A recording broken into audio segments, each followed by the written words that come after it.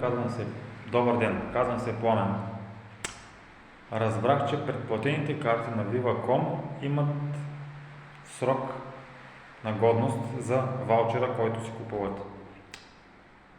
10 лева до 20 лева имаш 60 дена срок, в който трябва да го използваш. В противен случай тези 15 или 19 лева и 15 лева изгарят. Над 20 лева са 120 дена. Така чух от служител. Което означава, че ти вдаваш едни пари и те ти дават срок, в който трябва да ги изпълниш, да ги изхарчиш. Така, за мен това като гражданин не е нормално, защото това си е жив рекет. Ако искаш да си на Viva.com и понеже ти си свикнал и решаваш да продължиш на Viva.com и си мислиш, че не е проблем, но всъщност това е проблем. Ще кажеш 10 лева не са много. Давай, представете си го, те имат абонати от, да кажем, 500 000 души в България по 10 лева минималното или по 5 лева. Ако са 10 души, 5 милиона на месец.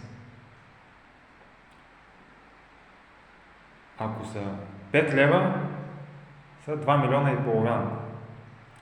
Така, смятате ли, че тази компания Viva.com е редно да рекетира така държавата?